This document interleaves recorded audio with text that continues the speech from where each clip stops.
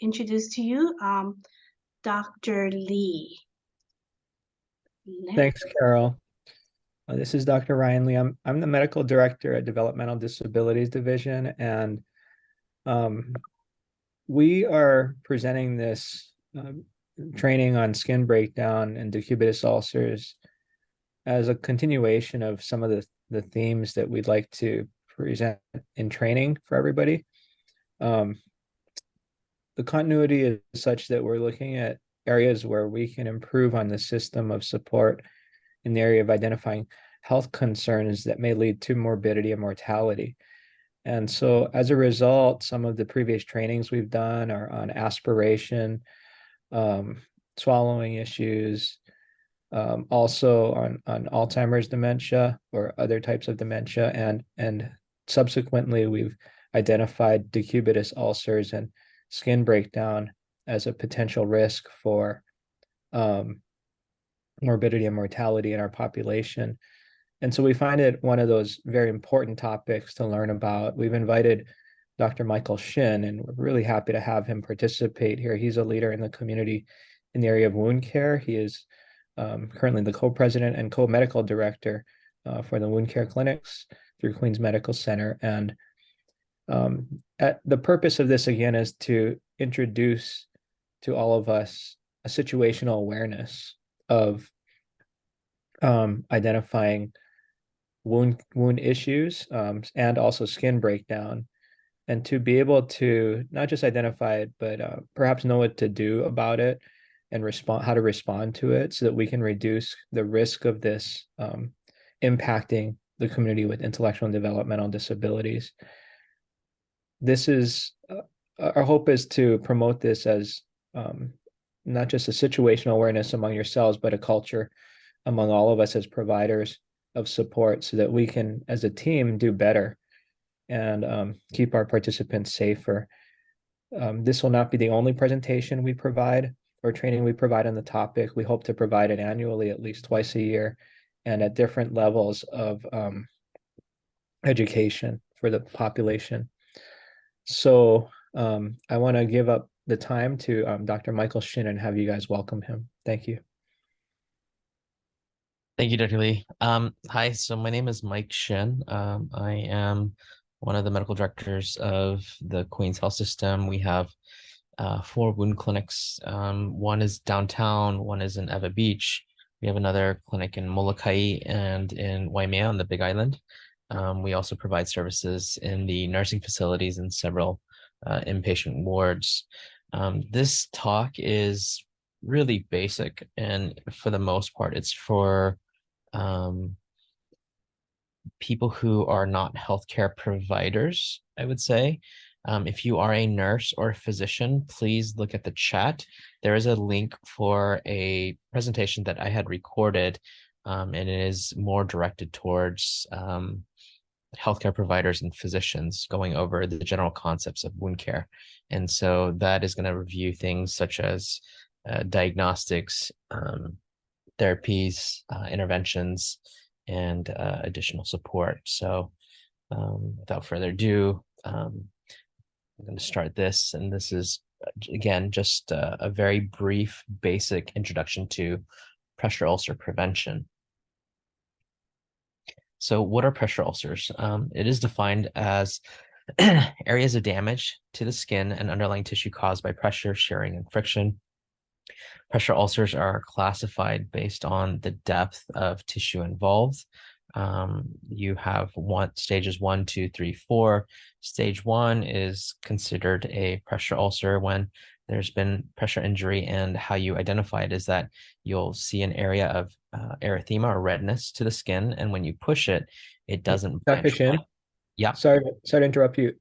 I'm not sure if you meant to, but were you going to share your presentation on the screen? Oh, is it not shared? Yeah, sorry, it wasn't shared. So I had to catch you before you went too much further. Oh, okay, hold on, let me see. And I think people are wanting to see your face. I don't know. I don't know if you want to or not, but I think they wanted to see your video. There was also a kind of request to see your video, but now we're seeing the presentation. Thank Okay, you. now you see it. Okay. Yeah. Having a little technical issues. That's okay. We'll just, yeah. You can start from that. Okay. Let Got it. me-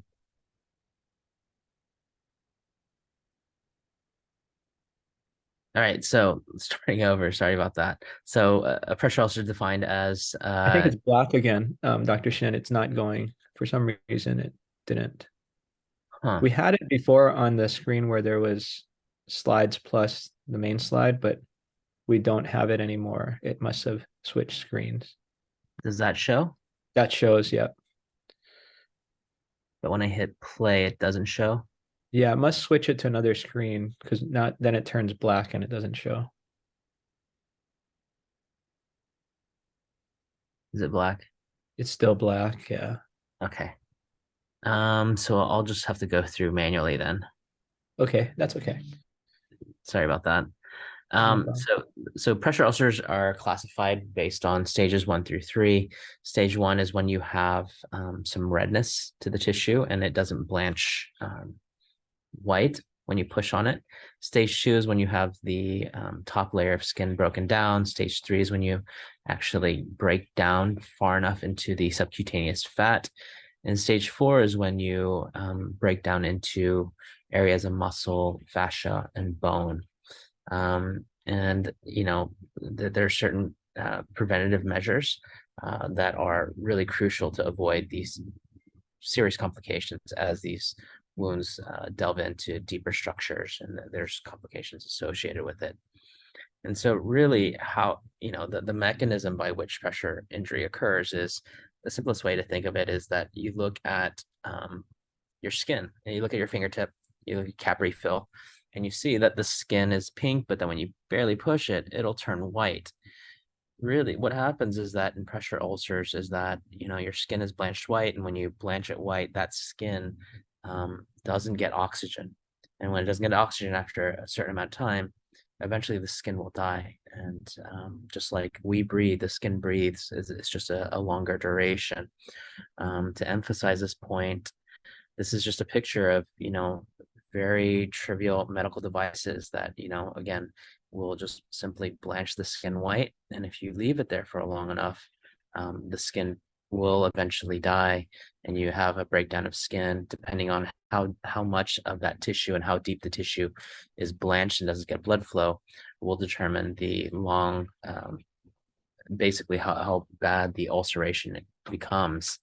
One of the first signs that happens is that, if you were to take your tip of your finger, push on it, blanch it white, and if the tissue dies, it doesn't just simply bust open and you have an ulceration. What happens is that tissue dies, and that tissue that dies does have blood vessels. And what happens is that those blood vessels rupture and you develop what looks like bruising. That is called a deep tissue injury. It's evidence that, deeper structures have been damaged and the blood vessels in that tissue that's been damaged is released. And so this is kind of a progression you see on the far left. You see some tissue that has basically been blanched for too long. The tissue dies, and you have basically the evidence of it with the vessels bursting, showing what looks like bruising. Eventually, as time goes on, the tissue that has died starts to desiccate, necrose, and become what's called an eschar. And you go further right and you see that it's kind of declared itself and it's much deeper. And what would have to happen, if they were to come to the wound center, all of that dead tissue would have to be removed. And it's kind of like if there's dead tissue, then it's not alive, and it's kind of like you have to take the weeds out of the garden to allow the rest of the skin to grow in. So there are certain risk factors. Immobility is a big one.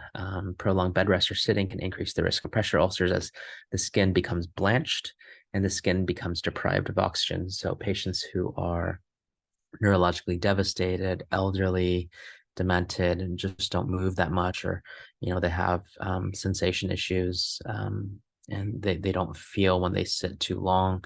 Malnutrition, a poor diet can delay healing and impair the immune system's ability to fight infections. And as well as, at certain points, you will have a compromise in all your organs, and they start to break down, the skin being the largest organ. Moisture is a big risk factor. Excessive moisture is detrimental, but urine and fecal matter is further noxious due to the irritants within and can increase skin irritation, leading to the first break in the skin, making further breakdown significantly easier once that first break occurs. Because what ends up happening is that the body responds and there's a higher oxygen demand to try to repair it, depriving oxygen to maintain that skin. And so some strategies to prevent pressure ulcers, you must frequently change positions, which redistributes the pressure and decreases the risk of blood flow being obstructed and allowing the skin to breathe, as we discussed. You must use pillows and cushions to support the limbs and elevate the heels, and avoid dragging the patient across the bed, because that shearing effect can stretch the skin. And if the skin is compromised or there's already a tear, what ends up happening is that skin under tension will tear further, or simply make the first break in the skin. You should turn and reposition ideally every 2 hours. That's kind of the general recommended schedule. But in patients who are malnourished, elderly, or have other comorbidities, it's probably more important to turn them a little bit more often. But in an ideal world, if there's certain areas that you see are at risk, trying to keep that area as pink as possible, as long as possible, is probably ideal. Some people can get cushions and support. Special cushions and mattresses do help reduce pressure on bony areas and promote blood flow. What often happens is that these devices will either maintain certain areas of risk, keep it pink, or it distributes the focal pressure across a larger area. Compression garments are important when you have a lot of edema, just because when you have a lot of swelling, what happens is, again, the skin gets stretched, and it becomes easier to break with slight insults. And so the idea is kind of like, if you had two balloons, one that's half filled and one that's completely full. Completely full balloons are always much easier to pop than one that is only half full. And so if the patient has a lot of swelling, then in the lower, particularly in the extremities, trying to get that swelling down is often paramount. Again, positioning and movement, encouraging regular repositioning, turning, stretching to relieve pressure on the skin and promote circulation. And then if there's a lot of moisture, using certain barriers, such as zinc oxide.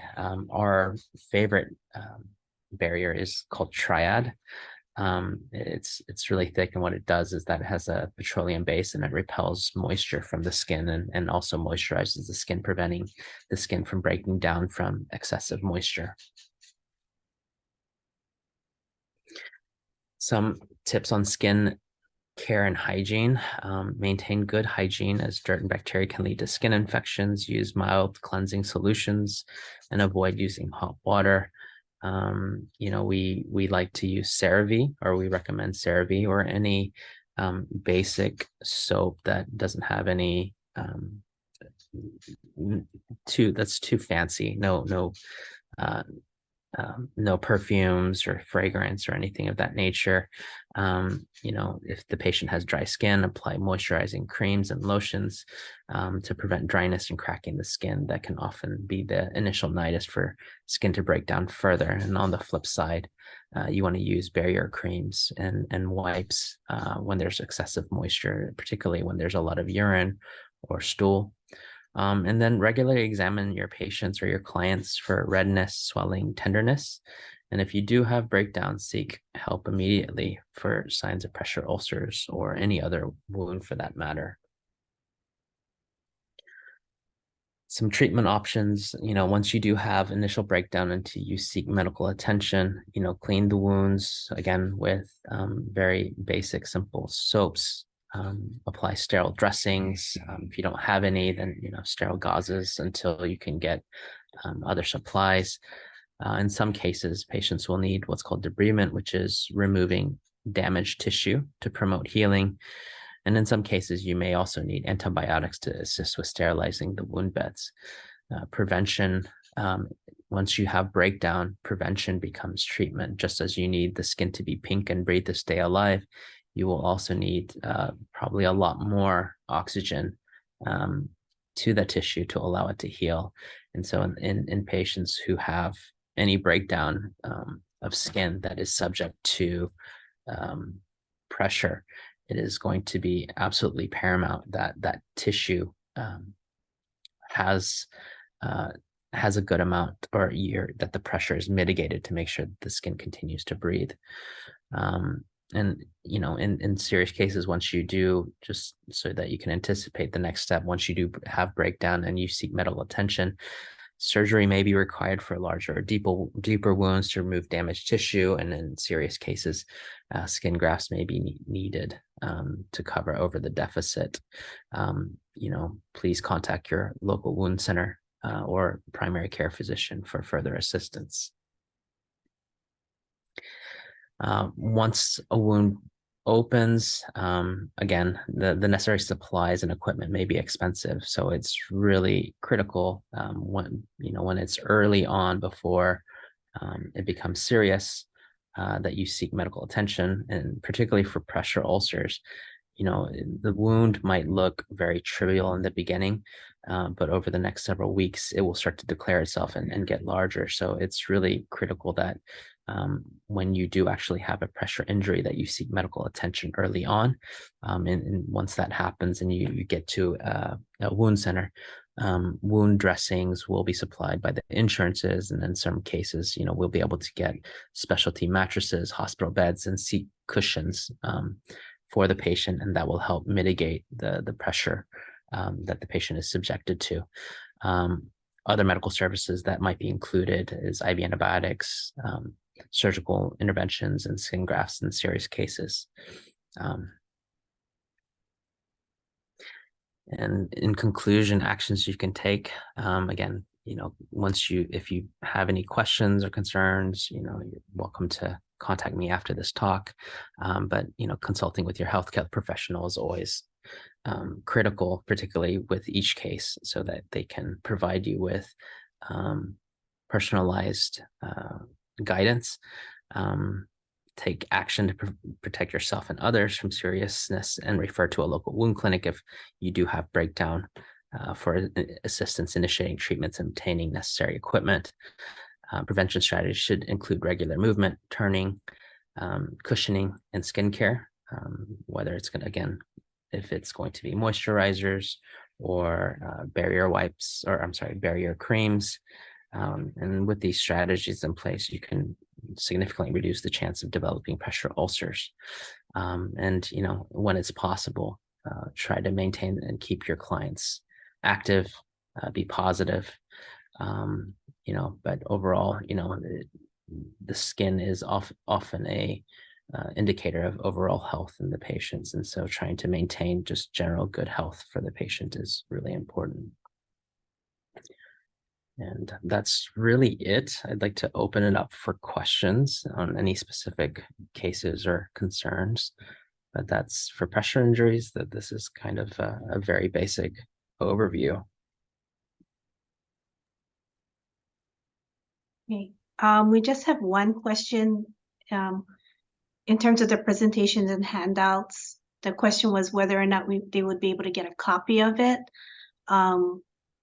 Following this presentation, we are going to be working on getting that to you folks, for all participants who signed up for this presentation. Okay. I have a question for you, Michael. Yeah. And thank you for your presentation. It's informative. My question is, you're alluding to timing of presentation to higher level care. What's the best timing? Is it that when they see redness beginning on a discrete area of skin, should they contact their physician? Or at what point would they get the wound care clinic involved, like such as your guys' selves? Do they call you directly? What's the order, I guess, of how they should be aware when they should present? Yeah, so I would say that, if you start to see kind of that redness that I talked about, the stage ones, and you have kind of a non-blanching erythema to the skin, which is just kind of redness, and you push on it and it doesn't blanch, then at that point, it would indicate that you should probably try to see if that can resolve over a week and just kind of offload that area, turn them more frequently, and try to maintain that skin pink. But if you start to see things like deep tissue injuries where you start to see bruising, or you actually have breakdown, then I would say at that point it might be important to notify your primary care physician, and then ask for a referral to the wound center. And so oftentimes, most often, the primary care physicians are the ones that will make the referral to the wound centers. Thank you. And definitely, if you see anything to the right of the first two pictures where you just have bruising, that definitely needs to come to the wound center. So those where the skin is deeply involved or black for sure, right? Yeah, where you have black and then you actually have some breakdown, or you actually see kind of where the skin has died and it desiccates and it becomes kind of this black scar. Could they go to the emergency department for such things if it's noted? I would say that the emergency departments, if it gets to the point where it's on the far right, then that will probably, it depends. If the physician thinks that there is going to be an underlying osteomyelitis, or if they think that the wound is infected, then at that point they would admit the patient. But if it's stable, then oftentimes the emergency department or an urgent care would make the referral to a wound center. Can you speak a little about, we call it natural history, about a condition where over time it progresses and you anticipate something happening either in one direction or the other, healing or getting worse? You mentioned a week for the stage one, where if you see redness and you're able to offload, give it a week and see if it gets better or worse. But what's the anticipated timelines for, say, after a week, if it's not getting better, it's kind of stable, how long until it turns into something like this capillary rupture or a permanent redness there, versus how long does it proceed to the next stage and the next stage? What's the kind of timeline? Or if it's at a stage in the middle somewhere, or even at the end, how long does it take to eventually heal if you're doing things right? What can people that are caring for these wounds anticipate as far as timing of healing or getting worse? That really varies. There's a lot of variation with that.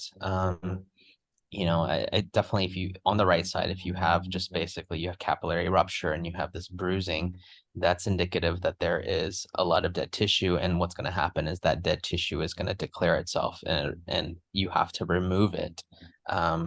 Sometimes you can put foam dressings on top of it and it'll be superficial and you're fortunate and it'll just kind of come off.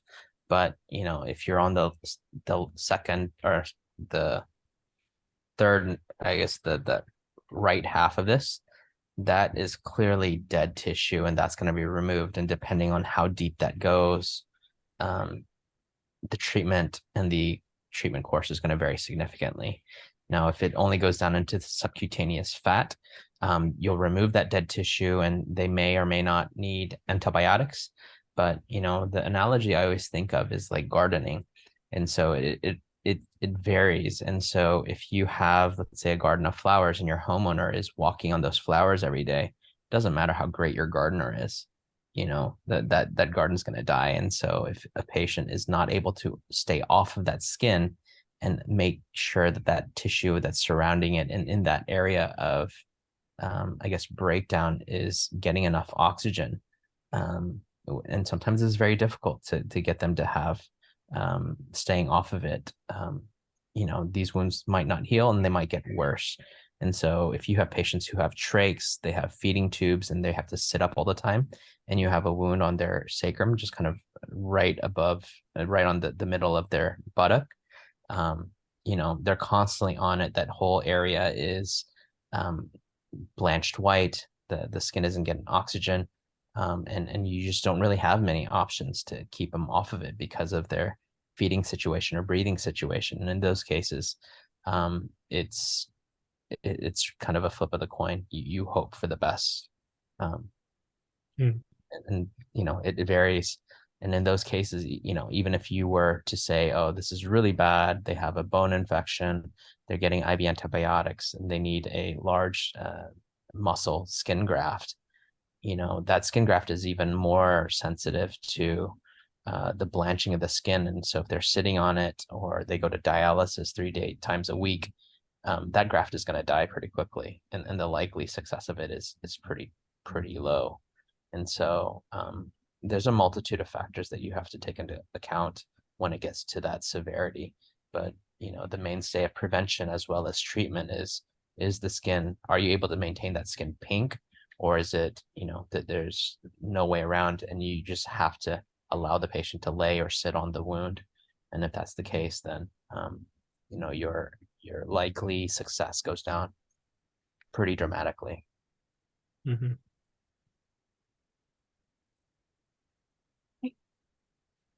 We do have 2 questions in the Q&A box.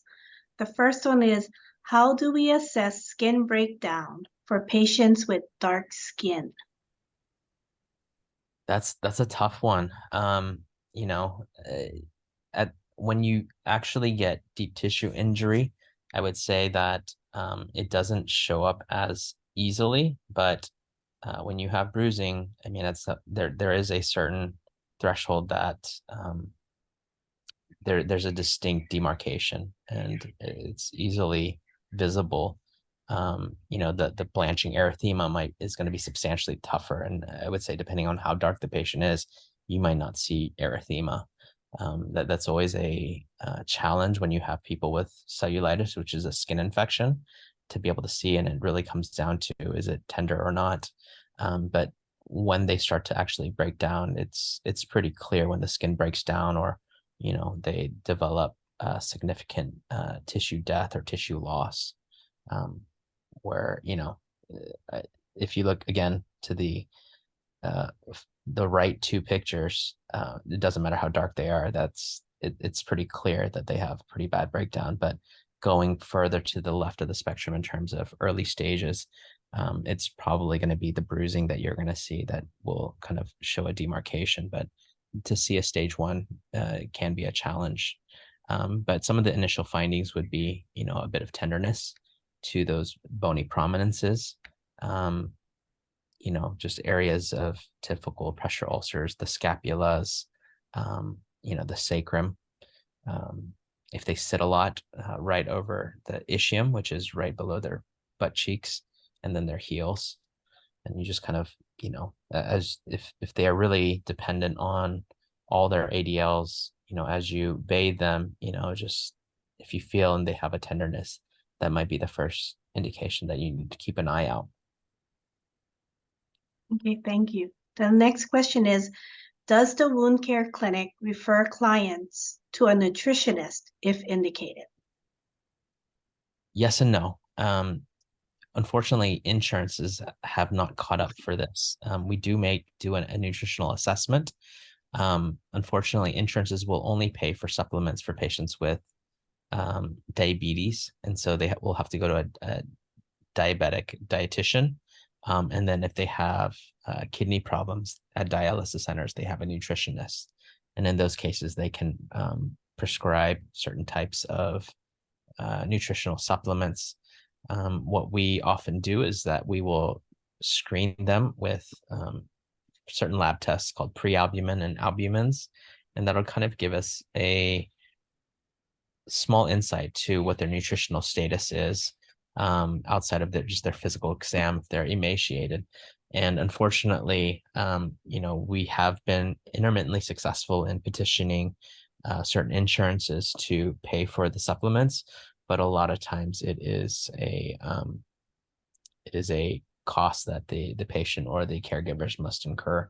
But I would say that the easiest protein supplement, is so long as they don't have kidney issues, is going to be Isopure, You can get Isopure. It doesn't have any additional elements that you have to worry about, because depending on the various comorbidities, you have to think about if there's potassium, if there is sodium, and sugars that you have to take into consideration. Isopure, if you just get the generic formulation, it is just pure protein. And you can give that. If they have kidney issues, then you might need to consider getting something called Nepro, which is it's not it's amino acids. It's the constituents of what makes up protein that can supplement the patients, because proteins, as they break down, they can plug up the kidneys and cause worsening renal functions. But I would say if you got Isopure, that could last for 1 to 2 months, depending on how much of a deficit there is. I have a couple more questions. Can I ask them, Carol? Yes, you may.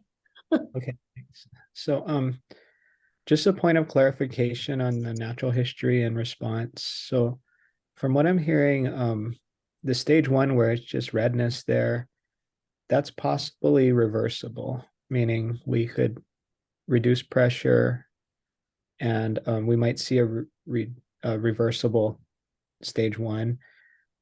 These other stages where it's already bruised and the capillaries are burst and it seems more permanent. And I'm not sure about the reversibility of that, but then as it moves on to the right in these other pictures, it sounds like you're going to need a debridement or a removal of some tissue just to get healing. And it's not something where you can just keep turning them or monitoring it for it to just resolve in most cases. Is that right? Is that a correct No, interpretation? that's right on the head. Okay. So, yeah. Thank you. What is your recommendation on turning intervals to reduce pressure? Because we see in some of the care plans, it's like every 2 hours we're gonna turn somebody. Is there an ideal time interval between turning, or should we be looking for something else? I mean, 2 hours, I would say, is the recommended interval, just because, I mean, if you are to turn every 2 hours, 24 hours a day, it's tough. It's tough on the patients, it's tough on the caregivers alone. And I would say in many cases, it's actually not achievable, but that has been shown to mitigate most pressure injuries, as well as be the interval to help heal wounds. In an ideal situation, if you have evidence of any tissue injury, then keeping it pink 24 hours is ideal. But again, depending on the location, it might not be feasible or possible. If it's on the backside or on the buttock, they have to sit up to eat, they have to sit up to socialize, they have to sit down. And so I would say in those situations that you have to lay on those wounds or sit on the wounds, just like when we go into the ocean and hold our breath for a minute, if you pop up every 30 seconds, you could do that for a long time, as annoying as it is. But if you hold your breath for about 5 minutes or 10 minutes, you're probably not going to do very well. And so the skin, I would say that if let's say they have a wound on their buttock or on their sacrum and they have to sit on it, I recommend that you lift up the skin to let it take a breath, just like when we pop up in the ocean. Let it take a breath every 15 minutes, just to let it pink up for a moment, and then sit them back down so that they can eat. But again, in an ideal world, you'd keep it pink continuously. But if you have to, then I would say in certain situations that you have to lay on it directly, 15 minutes to let it pink up for a moment helps make a substantial difference. But if you're just talking about turning, and they're actually laying in bed, then every 2 hours is it's a hard recommendation to meet. But if you can achieve it, great. But I would say that's more of a goal than something that's often achievable, especially in the homes. Yeah, thanks. I mean, I imagine that's a very difficult thing to do. I'm not directly in the homes, but just trying to find that ideal position to relieve any pressure off a wound when people have needs, like you said, and getting consultation on appropriate positioning in the turning process or after could be so important in the daily care of somebody. Absolutely. So I would say that, in an ideal world, if they're supine, then turning them every 2 hours. If it's a wound on the heel, then getting certain things like heel protectors or heel lifts to keep it pink as long as possible is ideal. But if it's on the areas where they're dependent when they sit down, then in those moments that you have to have them sit on the wound directly or transportation, if you can allow the skin to be lifted, let it pink up, let it breathe, and do that every 15 minutes, then that's much more ideal. But again, sometimes a lot of these recommendations are not possible, especially if you have a patient who's being taken care of by a single caregiver, for example. I mean, they have to sleep too. How are they able to turn a person every 2 hours when the patient is completely dependent on them? It's somewhat of an unachievable task. And then I have one more question. Do we have time for that, Carol? We do. Okay, thanks. So we're looking at wounds, right? And can you speak a little bit to the complications or consequences of such wounds systemically? You mentioned it briefly as osteomyelitis. The audience might not know what that is. And maybe what are some of the signs and symptoms of some of the complications of wounds? Why do we care so much about this wound in the bigger picture of the person's body and health? And what are the comorbidities or problems that can arise if we don't treat it? So, that again, going back to the garden analogy, there's a lot of things that can contribute to the wound health, or the likely breakdown and likely prognosis of the wounds. And so, depending on the location, it has differing complications. If you have a wound to the lower extremities, for example, you have to start thinking about things like peripheral artery disease, which is the blood flow. And so you have to think about things like the irrigation system. Is there enough blood going all the way down to the lower extremities, especially at advanced ages? The likelihood that you have blockages in the arteries is pretty high. And so, just like a garden, if you had an irrigation system in your garden, you have a pipe that goes to a certain area, and if that's blocked, then the likelihood that the I guess the foliage or whatever you're growing is likely not to grow, or it's like you're going to have areas of basically nothing grows in that area and it's just dirt. But at the same time, if you're trying to heal things similarly, you might not have as efficient healing. Whereas places on the buttock, on the sacrum, the concerns that you have is that if they're incontinent, you could have urine, you could have stool that can easily infected dead tissue or the wounds itself. And so you have that to take into consideration.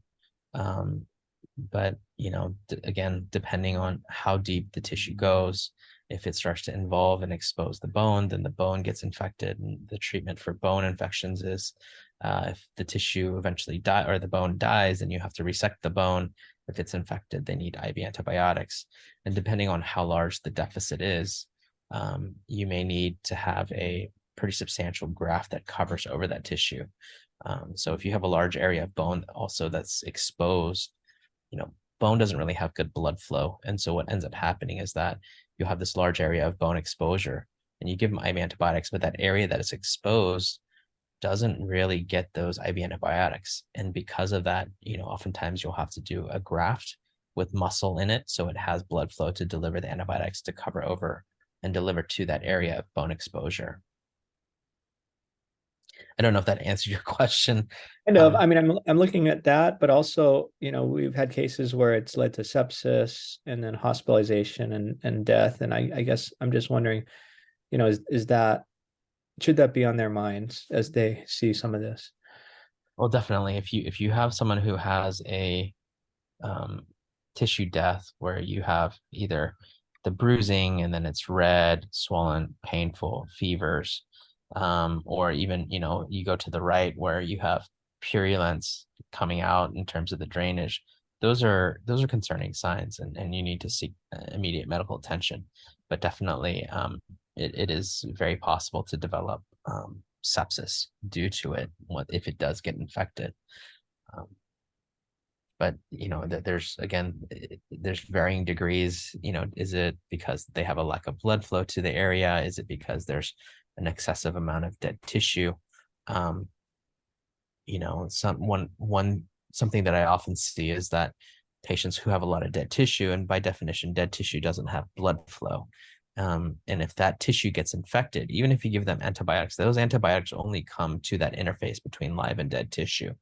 And so if it's infected, it's critical that you remove all the dead tissue, because the antibiotics are going to be insufficient to clearing that infection, because it's just going to hide in an area where the antibiotics can't reach, which is the dead tissue.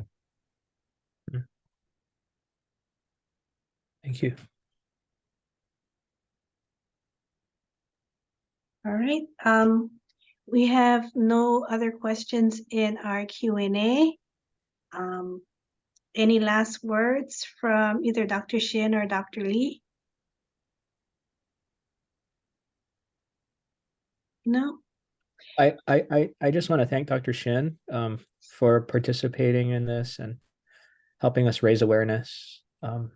It's such an important topic, and to have an expert like Dr. Shin share his time with us is very valuable for our community, and we just hope to continue to raise awareness and understanding of the importance of identifying skin breakdown and pressure ulcers, and also responding to it in order to ultimately save lives of our participants. Thank you. Again, for those who are healthcare providers, in the chat, there is a link to a more detailed talk on wound care concepts if you're a physician or a nurse, to get more insight in terms of how to triage, order diagnostics, and initiate interventions for wounds.